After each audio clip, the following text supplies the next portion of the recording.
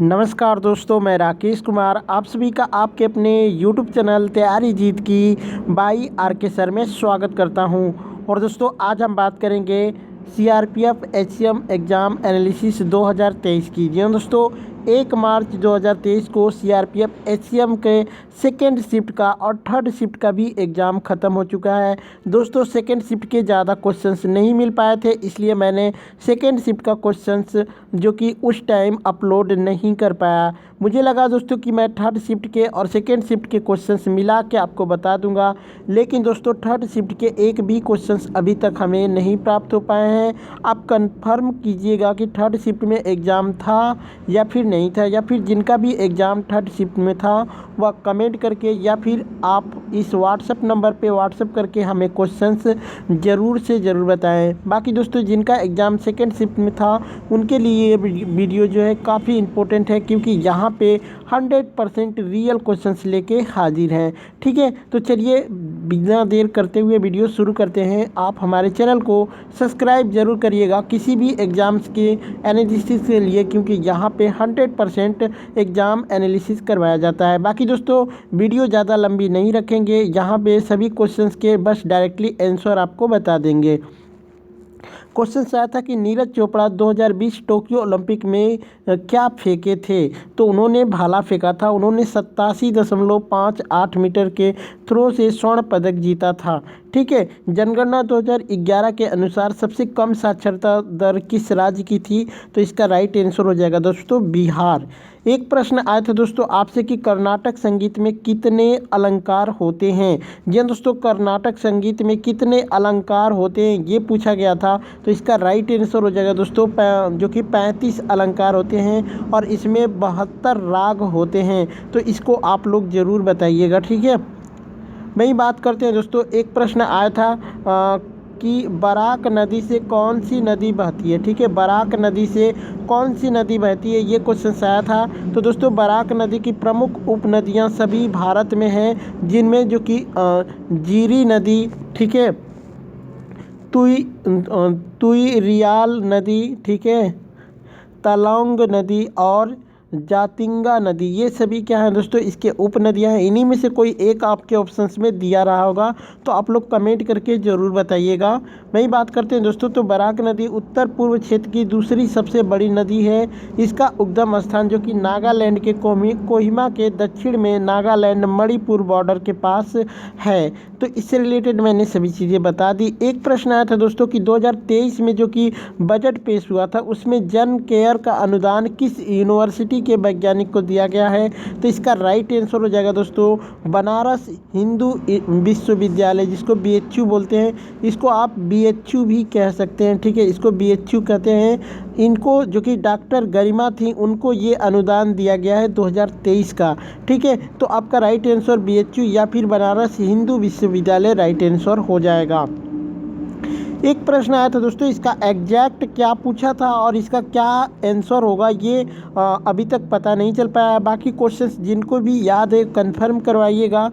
भारत में भुखमरी जो कि 2014 से 2022 में कितना बढ़ा है, तो दोस्तों बात करते हैं तो 2014 में जो कि भारत में जो भुखमरी की जो रेट थी वो थी 28.2, जबकि 2022 में जो है 29.1 हो गई है, यानी यहाँ पे 0.9 की वृद्धि हुई है। तो क्या यही पूछा गया था, कमेंट करके एक बार ज़रूर बताइएगा। बात करते हैं दोस्तों कि वैश्विक विकास जो कि विकास स्तर पर हाल के वर्षों में भुखमरी के खिलाफ प्रगति काफ़ी हद तक स्थिर हो गई है। वर्ष 2022 में 18.2 का वैश्विक स्कोर वर्ष 2014 में 19.1 की तुलना में थोड़ा सा बेहतर हुआ है।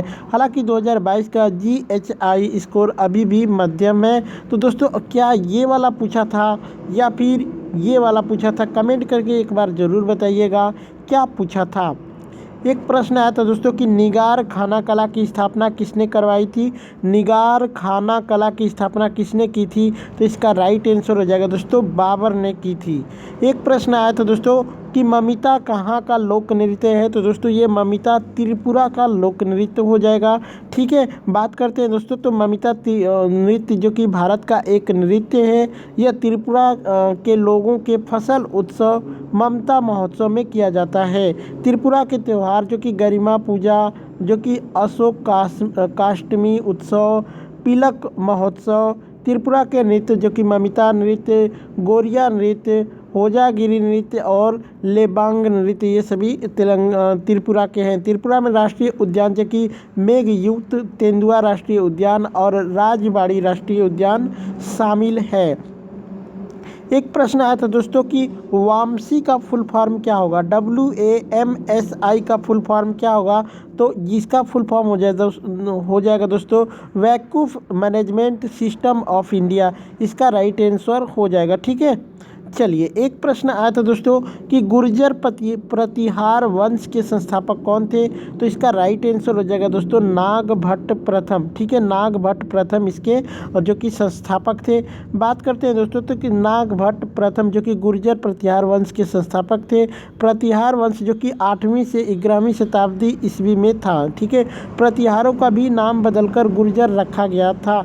8वीं और 11वीं शताब्दी ईस्वी के बीच उन्होंने उत्तरी और पश्चिमी भारत पर शासन किया था। प्रतिहार एक कोट सिंध के जो कि जुनैद के दिनों से मुसलमानों की शत्रुता के खिलाफ प्रतिहार गजनवी के महमूद से भारत की रक्षा के लिए एक कोट के लिए रूप में खड़े थे, तो इसका राइट आंसर वही हो जाएगा नागभट्ट। वहीं बात करते हैं कुछ एडिशनल इन्फॉर्मेशन जो कि नरसिंह देव प्रथम जो कि नरसिंह देव प्रथम पूर्वी गंगा राजवंश के एक शक्तिशाली सम्राट और योद्धा थे, या फिर प्रारंभिक मध्ययुगीन ओडिशा के सूर्यवंश थे जिन्होंने जो कि 1238 से जो कि 1264 तक शासन किया था।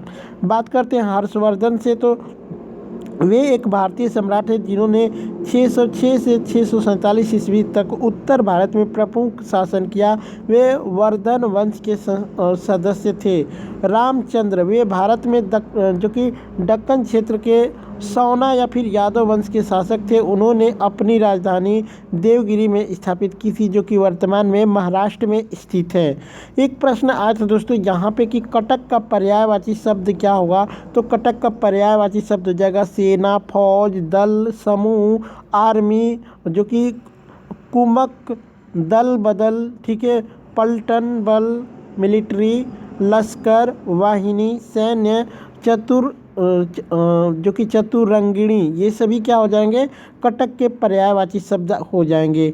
सामिस का एक विलोम पूछा था कि सामिस का विलोम शब्द क्या होगा, तो निरामिस हो जाएगा। ठीक है, निरामिस सामिस का विलोम शब्द हो जाएगा। ठीक है, एक प्रश्न और पूछा था दोस्तों, एक प्रश्न आया था दोस्तों कि बंगाल और बांग्लादेश की कौन सी प्रसिद्ध गीत है जो कि बंगाल और बांग्लादेश में जो कि फेमस है। ठीक है, या फिर आप इसको कह सकते हैं दोस्तों कि निम्नलिखित में से कौन सा लोकगीत शैली पश्चिम बंगाल, असम और बांग्लादेश के कुछ हिस्सों में लोकप्रिय है। ये क्वेश्चन आया था दोस्तों, तो इसका राइट आंसर हो जाएगा दोस्तों भवैया गीत। ठीक है, इसका राइट आंसर क्या हो जाएगा, चलिए मैं यहाँ पे लिख देता हूँ। ठीक है, ये भवैया गीत हो जाएगा दोस्तों इसका राइट आंसर। और दोस्तों बात करते हैं यहाँ पे तो कि भवैया उत्तरी पश्चिम बंगाल, पश्चिमी असम और बांग्लादेश के कुछ हिस्सों के पूरे उप हिमालय क्षेत्र में लोकप्रिय लोकगीत की एक प्रमुख शैली है। इसकी उत्पत्ति जो कि विभिन्न नाट्य और मात्र सतात्मक अनुष्ठान लोक संगीत परंपराओं से हुई है। भवैया एक सामाजिक रूप से जागरूक तथापि काव्यात्मक गीत परंपरा के रूप में विकसित हुआ है जो कि राजबंशी, कोच और उत्तरी बंगाल के अन्य समुदाय की संस्कृति का मुख्य आधार है। अधिकतर स्त्रियों के दृष्टिकोण से यह लिखा गया है। गीत प्रेम की बात करते हैं तो सामाजिक रूप से अनिवार्य नहीं है बल्कि एक हाशिए के सामाजिक आर्थिक अस्तित्व की अनिश्चितताओं द्वारा एक फेंके गए पुरुषों और महिलाओं के बीच का उत्पन्न होता है। भवैया गीत में महिला अक्सर एक अकेली, एक युवा विधवा या फिर युवा अवस्था में एक महिला होती है जिसे अभी तक एक प्रेम करने वाला पति नहीं मिला है, ऐसी बात कही गई थी। तो दोस्तों यही सब प्रश्न मुझे सेकेंड शिफ्ट के मिले हैं। बाकी दोस्तों अगर एक भी प्रश्न गलत है तो आप उसको भी कन्फर्म करवाइएगा। बाकी जो भी क्वेश्चंस आप लोगों को याद है एक बार कमेंट करके ज़रूर बताइएगा, ठीक है। तो चलिए चलते हैं, मिलते हैं नेक्स्ट वीडियो में। तब तक के लिए जय हिंद, जय भारत।